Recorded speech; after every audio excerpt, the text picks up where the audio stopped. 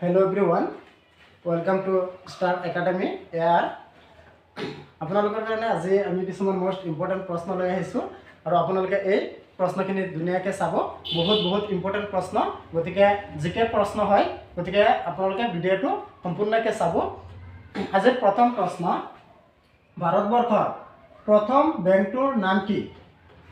আমাৰ ভাৰতবৰ্ষৰ যিটো প্ৰথম বেংক আছিল সেই বেংকটোৰ নাম কি আছিল? এতিয়া উত্তৰ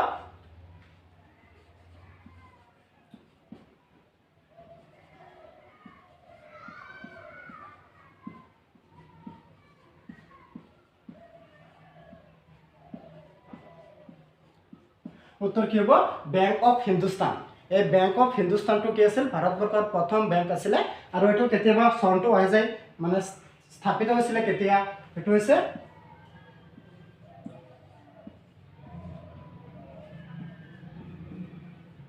1970 চনত। কেতিয়াবা প্ৰশ্ন আহি যায় যে ভাৰতবৰ্ষৰ প্ৰথম বেংকটো কেতিয়া স্থাপন হৈছিলে, তেতিয়া আমি কি লিখিম উত্তৰটো 1970 চনত। 1970 চনত কি হৈছিল ভাৰতবৰ্ষৰ প্ৰথম বেংক যেটো বেংক অফ হিন্দুস্তান, এই বেংক অফ হিন্দুস্তানটো স্থাপিত হৈছিল।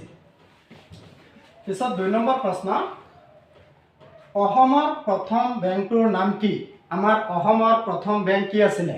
আমাৰ অসমৰ প্ৰথম বেংক কি আছিল? হেতু বহুত ইম্পৰ্টেন্ট প্ৰশ্ন। অসমৰ প্ৰথম বেংক কি আছিল?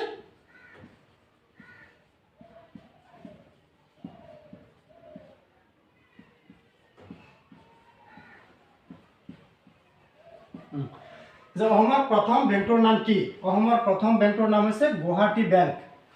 আমি সকলোৱে জানো যে অসমৰ প্ৰথম বেংক গুৱাহাটী বেংক আৰু এই গুৱাহাটী বেংকটো কেতিয়া স্থাপিত হৈছিল? কেতিয়া হৈছিলে?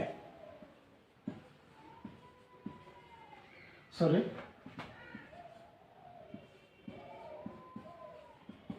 1926 চনত হৈছিলে। কোনটো? অসমৰ প্ৰথম বেংক যেটো গুৱাহাটী বেংক কেতিয়া স্থাপিত হৈছিলে? 1926 চনত স্থাপিত হৈছিল। পিছত হৈছে ভাৰতবৰ্ষৰ কেন্দ্ৰীয় বেংকটোৰ নাম কি? এটো সকলোৱে জানে নিশ্চয়। আমাৰ ভাৰতবৰ্ষৰ যেটো কেন্দ্ৰীয় বেংক থাকে সেই কেন্দ্ৰীয় বেংকটোৰ নাম কি? সকলোৱে জানে, গতিকে কি হ'ব উত্তৰ?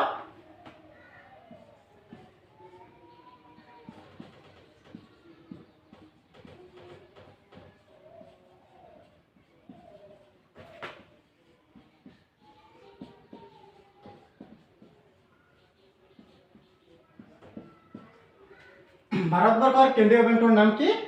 কি হ'ব উত্তৰ? Reserve bank of India. এই ৰিজাৰ্ভ বেংক অফ ইণ্ডিয়া হৈছে কি ভাৰতবৰ্ষৰ কেন্দ্ৰীয় বেংক। আকৌ কেতিয়াবা প্ৰশ্ন হয় এই কেন্দ্ৰীয় বেংক যেটো ৰিজাৰ্ভ বেংক আছে, ৰিজাৰ্ভ বেংক কেতিয়া স্থাপিত হৈছিলে? কেতিয়া হৈছিলে?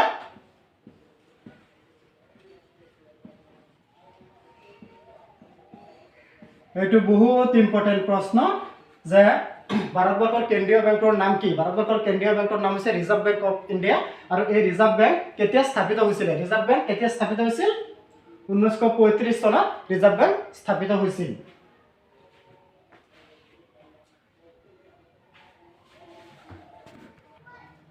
পিছত 4 নম্বৰ প্ৰশ্ন। 4 নম্বৰ প্ৰশ্ন হৈছে ছুইডেনৰ সবতকৈ পুৰণি বেংকটোৰ নাম কি? ছুইডেনৰ সবতকৈ পুৰণি বেংক কি আছিল? ছুইডেনৰ সবতকৈ পুৰণি বেংক আছিল উত্তৰ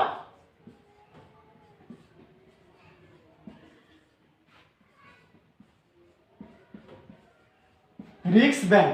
ছুইডেনৰ আটাইতকৈ পুৰণি যেটো বেংক আছিলে সেই ছুইডেনৰ আটাইতকৈ পুৰণি বেংকটোৰ নাম কি? ৰিক্স বেংক। মনত ৰাখিব, ছুইডেনৰ আটাইতকৈ পুৰণি বেংক ৰিক্স বেংক। আকৌ কেতিয়াবা প্ৰশ্ন আহে এই ছুইডেনৰ যেটো সবতকৈ পুৰণি বেংক আমি জানো কি ৰিক্স বেংক। এই ৰিক্স বেংক কেতিয়া স্থাপিত হৈছিলে? চনটো আহি যায় কেতিয়াবা, কিমান চনত?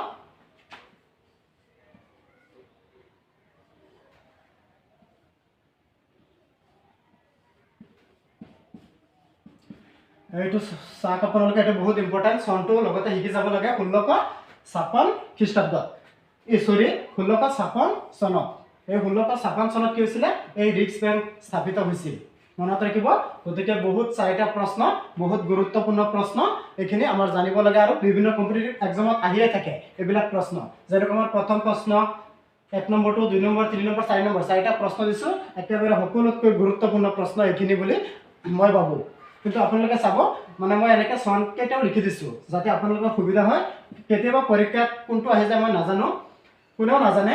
কেতিয়াবা হয়তো দিব যে যেটো গুৱাহাটী বেংক কেতিয়া স্থাপিত হৈছিলে চনটো সেইকাৰণে মই লিখি দিছোঁ লগে লগে মনত ৰাখি যাব পিছত আছে কি ৰিজাৰ্ভ বেংক 1935 চনত মানে স্থাপিত হৈছিল পিছত ছুইডেনৰ পুৰণি বেংক সেইটো আছিল কি ৰিক্স বেংক কেতিয়া হৈছিল এই চনটো আপোনালোকে মনত ৰাখি যাব পিছত বহুত ইম্পৰ্টেণ্ট এইটো প্ৰশ্ন আটাইতকৈ বেছি ইম্পৰ্টেণ্ট ভাৰতবৰ্ষৰ প্ৰথম বেংকটোৰ নাম কি ভাৰতবৰ্ষৰ প্ৰথম বেংক কি বেংক অফ হিন্দুস্তান কেতিয়াবা চনটো আহি যাব যে বেংক অফ হিন্দুস্তান কেতিয়া স্থাপিত হৈছিল বেংক অফ হিন্দুস্তান 1970 চনত স্থাপিত হৈছিল বহুত ইম্পৰ্টেণ্ট প্ৰশ্ন গতিকে গোটেইকেইটা প্ৰশ্ন ইম্পৰ্টেণ্ট কিন্তু এইখিনি আপোনালোকে পঢ়িব আৰু আমাৰ এনেধৰণৰ ভিডিঅ' পাবলৈ হ'লে আমাৰ চেনেলটো সাবস্ক্ৰাইব কৰিব লাইক কৰিব শ্বেয়াৰ কৰিব